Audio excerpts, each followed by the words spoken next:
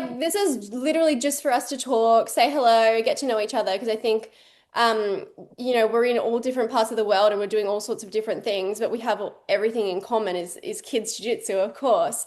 And so it's nice to just like have an opportunity to chat with different people, ask each other different questions if we have anything.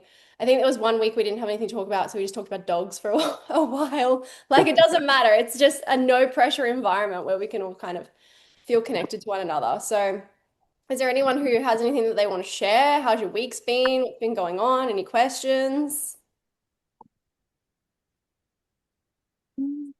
Mm, silence. All right, I'll go first. I won't lie. I have had a shocking week. Terrible week at my gym.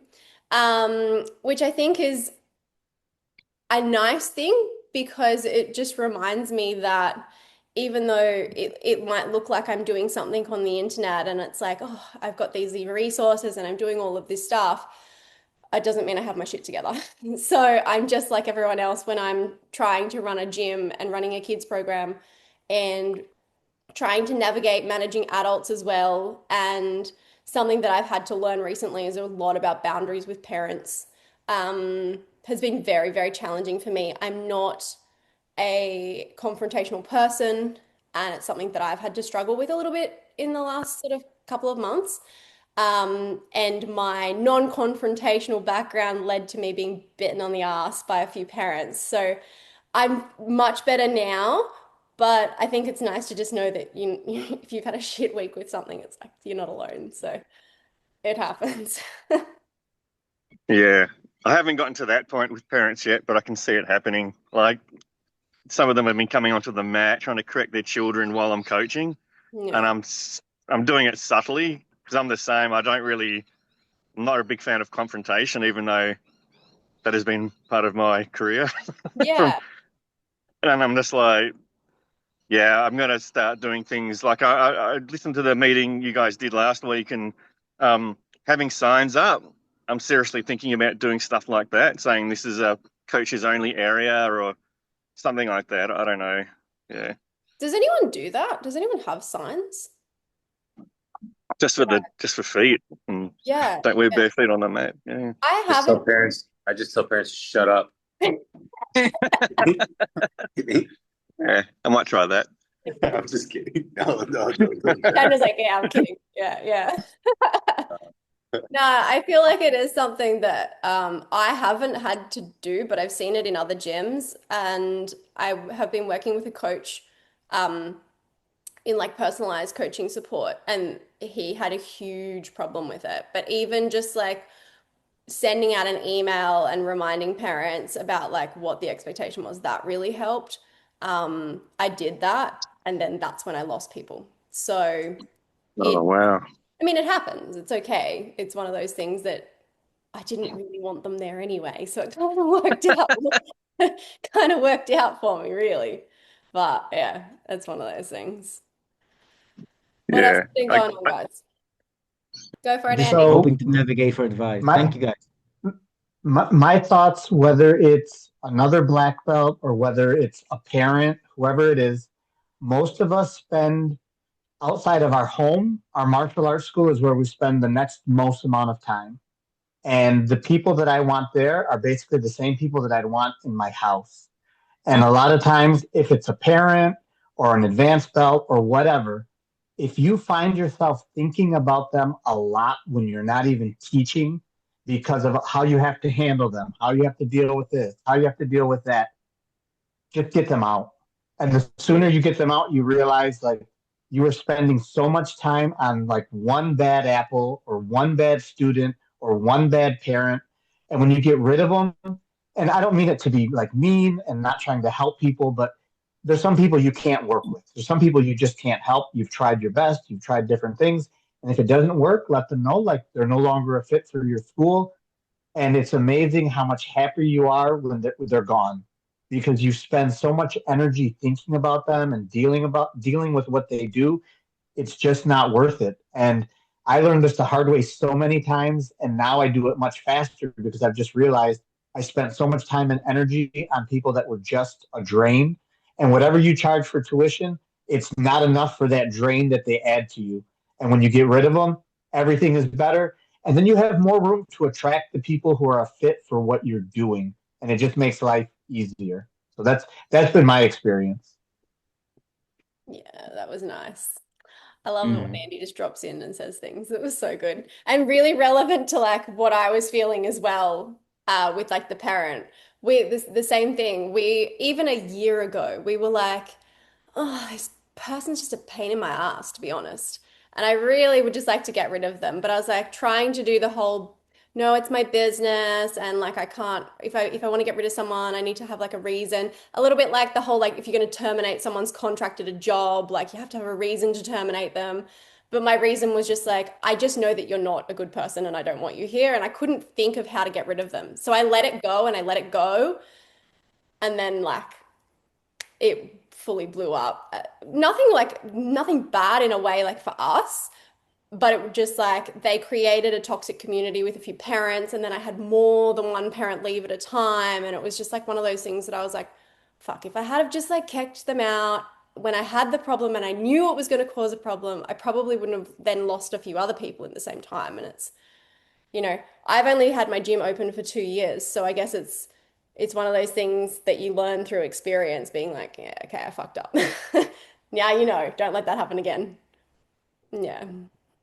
I've definitely kept people out of the gym who have asked to join, and I've trained with them in the past. And because of, I'll just say, certain political views, I try and keep politics out. But when it comes to certain MAGA-like views in Mm. Australia, they're considered way more extreme here. Yeah. So people like that I've definitely kept out because it would have destroyed the culture.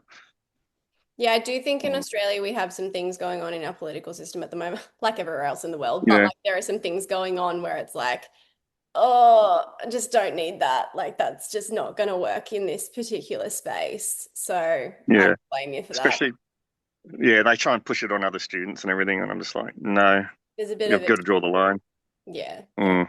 extremism happening at the moment. Yeah. What else has been going on, guys? What else have we got to sort of share? So, how strict are you guys in terms of when the teacher's talking, that the kids are not talking and that they're listening?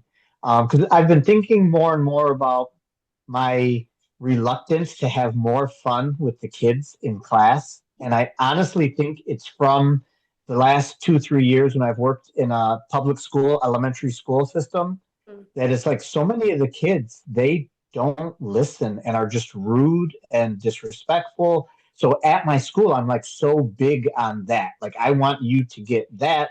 And now I feel like I've taken some of the joy and fun away from the kids because I'm so caught up on that.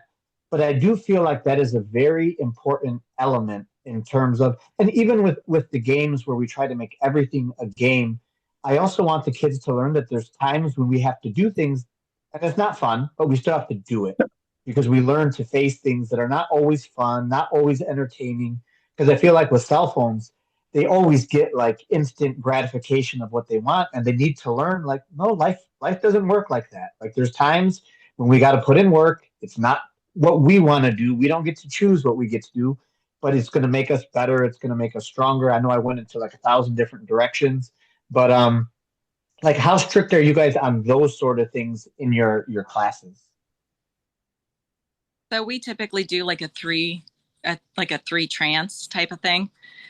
We actually have a head coach for the littles, for all the kids, and Professor Teddy and myself will help out and we oversee it. But then we've got like a head coach, and he does really good with eyes and ears, with the students. They respond really well to that. We just started doing the wall is home base. Go to home base. They run to home base, and then you have to be a castle. So everybody stands there, you know. And castles don't talk because they're made of stone. So that has helped. But if Coach Nick has to say more than 3 times eyes and ears to a specific child, and has no problem saying like little Joey, eyes and ears, right? So it's not everybody. It's the one kid, you know. Then they have to do, typically it ends up being like 5 push-ups. which truthfully, we've got a couple very ADHD kids, both hyperactive and inattentive, and they just need extra love. So he's been doing a really good job, trying to help them. And he's keeping that expectation low. And as they show that they're meeting that expectation, then he raises it. So but it's it's a work in progress. That's for sure. Although eyes and ears and being a castle has seemed to help. That's so not every day, especially full moons. Then everybody's just nuts. Yeah. But the full moon throws everyone. The full moon and like a windy day. If it's a windy day, I don't even try and like, all right, it's what going to be, whatever. Does anyone else have any ideas, any input there? Yeah, we're just working on that in our class as well, because we also have ADHD kids and everything. And for the last 6 to 8 months, we changed the coaches. So from the black belts to me and some lower belts, we took over the kids class, and but with at least a couple of the ADHD kids, if you are enough coaches, then often I go to the ADHD kids and talk to them when they're supposed to sit down and listen. And if they can't and they're talking and they're not able to sit still, I talk to them, I remind them about their task, but I also try to I often put a hand on their shoulder and helping them to calm down. And we're also focusing on breathing. So to take a deep breath and relax, and a slower exhale than inhale helps your, I don't know the English name, parasympathetic nervous system. The nervous system that makes you calmer. It activates when you breathe out slowly. So yeah, we're trying to work on breathing and physical connection with them as well. That's lovely. I think that we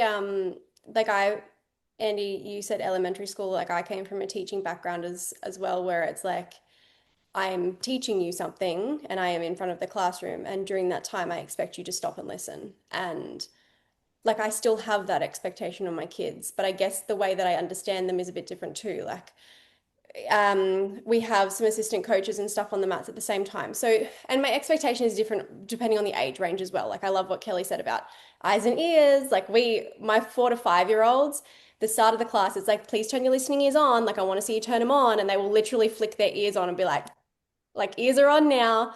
And so then like if I can see that they're not using their listening ears, I'll be like, guys, remember, we need to turn our listening ears on, like turn them on, and then I'll make them physically do the movement of turning their ears on.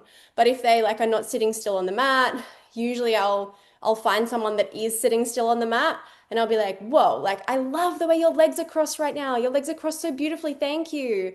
And 9 times out of 10, as soon as I praise another kid for doing something that I want, the kid that's not doing it will start doing it because they want that praise too. And as soon as they do it, then I'll be like, oh, yeah, your legs are crossed too. Thank you so much. I love the way your legs are crossed. Thank you. Like, just praise the shit out of them. And then if for whatever reason they don't do it, like they're still just not listening, I will stop and be like, can you see how your friends are sitting right now? Can you see that the way that their legs are crossed and their hands are in their laps and their eyes are on me? That tells me that they're ready to learn. And when your hands are not in your lap or you're rolling around on my floor, you're not listening. Can you please show me how you do it like the rest of my friends? And then they will usually be like, oh shit, she's serious. And then they'll do it. But like, if worse comes to worse, in my younger groups, I will actually get one of my coaches to sit behind them. So same thing like Sven said, I actually get them to put a hand so that they know. Like I will never I don't need to say anything. I will just go and sit directly behind them, pop my hand on my shoulder so they know that I'm there. And then they're like, oh, she's watching. And they'll usually sit still. But for then some of my other kids, like we've been speaking a little bit about neurodivergence and stuff like that, I have some kids that I know just can't sit still. Like they just will rock backwards and forwards on the floor. And at first, and something that with my other coaches as well, that they'll be like trying to stop talking for themselves and be like, hey, like sit up, sit up, sit up. But it's just interrupting themselves. Like it's not helping anyone at that point. And then usually what I need to do is I will just let them rock as long as they're not hurting anyone or distracting others. It's okay. Like it's not ideal. I would prefer you sit still, but I understand that they can't. And as long as at the end, when they go to do the activity, that they know what they're doing, it's okay. If they got to the end and they didn't even know what they were doing, I'd be like, well, you weren't listening. But 9 times out of 10, they do it, they finish, like they rock, they go, and then they'll straight away go and do the exact activity. And I'll be like, okay, well, you were listening, you just can't sit still. So I guess it's like recognizing what the difference of the behavior is. But for my older kids, um, the second that anyone talks, I literally have someone just standing behind. So I don't even need to have the hand on the shoulder with the older age group. They'll just like stand almost uncomfortably close. It's almost like you're in their bubble. And so all they're doing, they're sitting down like meant to be watching, and I will just stand so close directly behind them that they're like this. And they look, they see me, and they're like, shit, she's there. So then there's no talking. They will not talk after that. It seems to work. Yeah.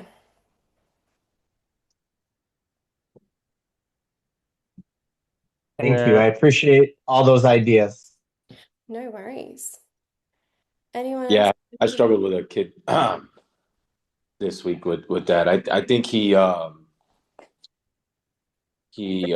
don't know what he has, but there's something like neurologically there that it's he kind of looks at you with a blank, like you're like correcting him, and then he's just like wide-eyed looking at you, and I'm like, God damn it. I'm like, oh my God. Because I obviously like some of you guys know I was in the Marine Corps, and I'm just like, huh. Okay.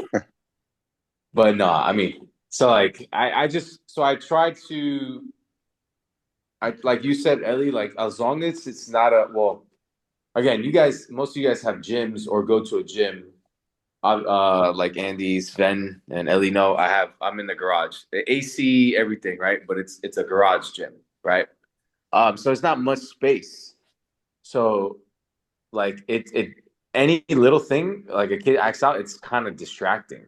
So I kind of had to make him sit down for brief moments on the bench because I didn't want the other kids to get distracted because I saw it happening. I saw them they're like, oh, what the heck is he doing? Why is he like flipping around over there, jumping around? Like, while it wasn't dangerous, right? There was one thing he did that I was like, okay, you see, I talked to him. I was like, that's dangerous because if someone steps on that, right? We are playing a game like an open guard game with the ball. I don't know if you guys have played it. Like the people on top have to get around basically the legs to grab the ball. Yeah. And he threw the ball, but other people were still going. And if you step on a ball or you roll your ankle or you fall, you hit your head, whatever it is. So I'm like, so it's just a little bit more challenging in here. And then it actually falls into like the parent thing. His mom, friend of ours, super nice, but she tells him things. But I'm like, so during the class, I was like, listen to me, like I am the coach, like I'm basically like in charge on the mats. So I think we might have to have a conversation with the mom, just because again, it is a small space, and it's like, and she just feels bad. She like texts us like, hey, I'm so sorry he wasn't listening. I'm like, no, like don't be sorry. Like it's we'll work with it. But because she's not one of those parents that like blames the coaches. Like it's your fault. Like it's your fault my kid acts that way. Like what? Like Yeah. for an hour. Like nah. I don't think, So it was a little challenging this week though with that. yeah. And I think it goes into like our expectation as well. I think I have mentioned it somewhere, but I talk a lot, so I don't know where I've said it. Um, but it's the idea of, for your little kids, their first time that they've ever been asked to sit or listen is maybe on your mats. And so if they've never even been told to sit down and cross their legs and listen, they're not at school, they don't go to kindy, they're not in any kind of situation. How do I expect them to be able to do that? And so then I have like a couple of kids who, my God, they run me through my paces in the beginning, just constantly trying to bring them back to sit down. And so then I mean, after a few months, they're sitting beautifully and listening. And for me, I'm like, cool, that's better than jiu-jitsu because now you can sit down and I know I can see that that's a progress. But like Daniel said with the parent messaging, I would have the parents come after class and they'd be like, "Oh, I'm so sorry. Like, I'm so sorry they wouldn't sit down properly." I'm like, "Do they go to kindy?" They're like, "No." I'm like, "Do they did they do any other sport, any other group activity?" Like, "No." I was like, "So have they ever been asked to sit down before?" They're like, "No." I'm like, so why would I think that they could do that? So if the best thing I can do for them in the next month is teach them how to sit down and cross their legs, then that's great. But I really Yeah, wish that they did because it would make my life easier. that's where I think as coaches, especially kids coaches. I mean, even if you got anybody in here coaches adults, it's like sometimes our expectations or like how we are or how we are with our kids, if you have kids, is not the same as everybody else. Right? It's like expecting everybody else to have like if you have if you grew up with money, you expect, oh, why doesn't that person have that car or that gift or whatever it is? Because they didn't grow up with money, like so they do things differently with their money. So I think like my kids are very well behaved. I can't expect that for other kids to come in here. They might have no structure at home, right? Some kids don't have structure at home. Like even if they go to school already, once they get home, there's like no structure.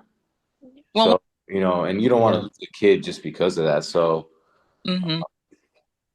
that's a big thing. Just I know it's a challenge for me because I again, like I said, like I was in the Marine Corps, very strict, structured. My dad was in the Marine Corps, so you know how I grew up. And my daughters are. I don't do it with my daughters like that, but it's my daughters are very well behaved, even at young age 3 and 5 or 4 and 5 now. Um, but I can't expect that of kids when they come in here. So it's just a balancing game of like not accepting too much, but not being it's like ridiculous where it's like, oh, you breathed? All right, go sit down. All right. So Yeah. I'm just thinking about one thing. Do you, what do you do in your warm-ups routines? Because I think we can start work on concentration and stuff during the warm-ups. And um, when I do the warm-ups for the kids group, occasionally I use some of the movements from my Taekwondo background. We're starting with releasing tension in your wrists and ankles and knees and shoulders and neck and such. And always do some coordination drills to make them have to concentrate. No. Like, if you do jumping jacks, but you instead of moving both arms and legs sideways, you switch with one of them to go back and forth instead. And a lot of kids are not used to doing the exercises, so they have to start concentrate and think and be more in contact with their body. You're connecting the mind and the body in another way with such exercises. So, but I don't know what do you guys do? I like that idea. Yeah. I think Ellie talked to it. Did you say it last week or the week before, Ellie? I don't remember, but you said instead of like basic movements like where they're just sitting still, you have them like walk around and like when you say like turtle, they'll go to turtle or they have break fall, technical stand up, like stuff like that. So I think that's a good way to get them to start listening to commands, right? Like to instruction. Yeah, So that's I like just my key one for like listening ears to get them to turn them on. It's literally they just play musical statues and then when they freeze, I'll be like, freeze. And then I'll just tell them some random thing that I want them to do. And then if they don't freeze, I'm like, oh, your listening ears weren't on. Back to turn them on again, and that's how I Yeah. usually start it. But I like the idea of like this kind of thing and really kind of building that, like getting rid of that tension in your body before you start. I like that. That's lovely. When I was teaching, I taught at a Montessori school for 5 years as well. And when I was there, which is a bit left of center than traditional teaching, we did like, I can't even remember what they were called. But yeah, before we started the day, I remember doing different movements to kind of get the kids, their brains turned on. I can't remember what it was, but it was almost like yeah, the same type sort of thing where they had to like do different hand things or then like do different arm movements to try and get both sides of the brain like turned on before the class would start. I don't know how well it worked for them, but like I remember doing it and they enjoyed it when we would start the day that way. And I wish I could remember what it was, but I can't even remember what that's called. Yeah.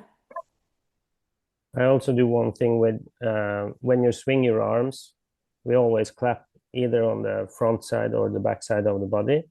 And I try to make the kids do it at the same time. The clap is always, they're supposed to follow me and my, sorry, frequency or the same pace on the circles, and we're clapping at the same time. So then they'll have to watch both me and the other teammates doing the same thing. So we have to, it's to be synchronized.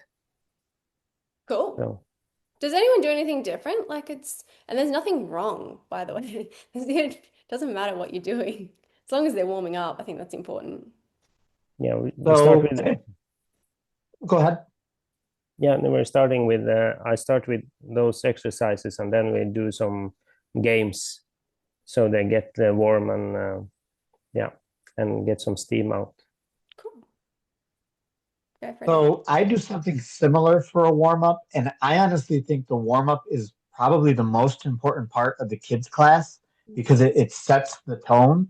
And even though the kids they don't actually need a warm up, my warm up is very intensive in terms of when I talk, you move. When I say go, you go. When I say stop, you stop. Because I'm training them almost like a puppy that you like respond to my commands. Because that way over time they get used to knowing when I say go, you go. When I say stop, you stop. Then it almost becomes, subconscious where they just start realizing like, oh, teacher talking, we stop. He told us to go, we go. And then it's easier to work with them because they're just all in that same rhythm. And even for the kids who have a harder time of focusing, when they're around other kids who are all focusing, they just kind of follow along. Where when you start getting a bunch of kids running different ways, now everybody wants to go their own way, and then the class gets more difficult. At least that's been my experience. Yeah, definitely. Does anyone know about Pavlov and his dogs? Has anyone heard of this? It's a bit like that, right? Is it I could classical get a little conditioning or belter operant in. conditioning? Yeah. If you don't know what Pavlov and his dogs are, go and have a look. But it's kind of like that. It's like literally training them that when you say something that they respond in the way that you want them to respond. It's so interesting. But I can't remember if it's classical or operant conditioning. But either way, it's the same thing, Andy. It's so cool. Training like dogs. Pretty ring a bell and they're going to actually just suddenly. Yeah. I used to have like this, this is going to kick us off in a minute, but if you want to come back in, you're more than welcome to jump back on and we can continue the conversation, but it will kick us all off in about 1 minute. But very quickly, I used to have this like pig that was like, those dog toys that you squeeze and they're really annoying. Trent in Kmart, the pig that I'm Yeah. talking about. Fuck. Yes. I used to have one called the pack away pig. So in my classroom, it'd be like one kid would come and squeeze the pig, and everyone knew that that was like pack away time, and they'd go and pack away their toys. But like I've always thought of having something on the mats where I'm like, that way I don't have to say anything, like squeeze a little